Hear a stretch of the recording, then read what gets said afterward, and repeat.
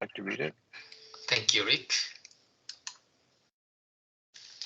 The notion that our destiny is fixed leads to unhappiness. Is our destiny determined or controlled by some transcendental being? Or is it somehow fixed at birth and unchangeable? These are matters that we usually don't think too much about.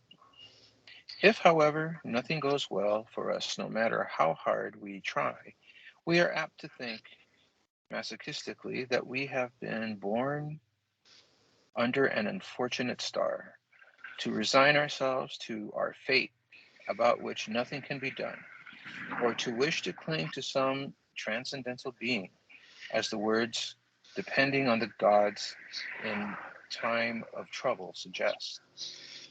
But is our destiny in fact determined and controlled by something outside ourselves? Is it with us from birth and unchangeable?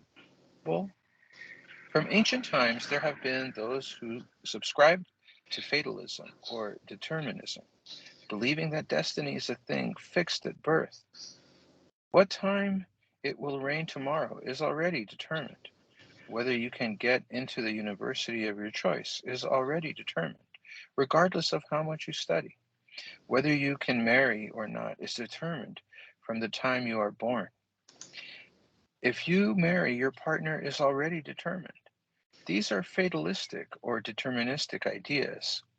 Some 2,600 years ago, Shakyamuni completely rejected all such ideas as false teaching of fatalism.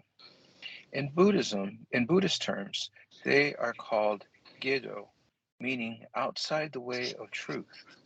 Since such teachings go against the law of cause and effect, they lead beings to unhappiness. The reason is that if our destiny is already set, then all our efforts and hard work become meaningless, and the will to make an effort disappears.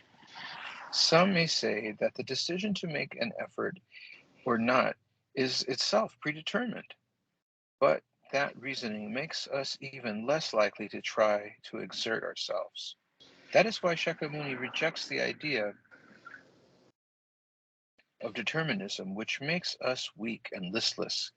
He declares instead that our destiny can be radically changed through our own actions.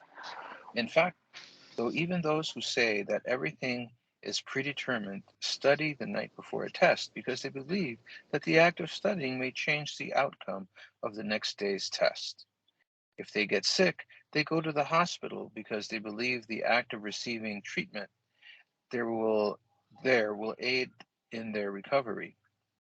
They go to the place of work, unpleasant though it may be, because they do not want to be fired. They believe that going to work and doing their job well will ensure the security of their livelihood. If our destiny were already fixed, then the results would be the same whether we studied or not, went to the hospital or not, and did our jobs well or not. Everything we did would be meaningless, but no one lives his or her life that way. Everyone believes that his or her actions will affect tomorrow, and that is absolutely true. How then do our actions give rise to happiness or unhappiness in our lives? In the next chapter, we'll talk about the law of cause and effect in relation to our lives, as preached by Shakyamuni Buddha. And there's a illustration of it looks like a couple of ants that are working hard, uh, digging, looks like some footsteps or something. Quit complaining and help me get this fixed, says one ant to another.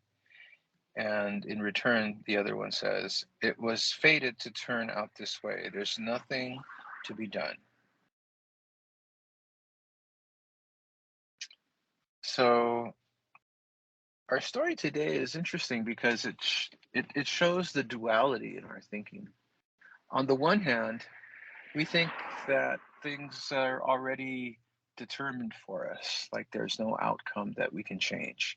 Then, on the other hand, we always make effort to try to improve our situation in somehow. Like studying for a test or showing up to work. Um, so there's plenty of times when we think that our efforts will result in positive things.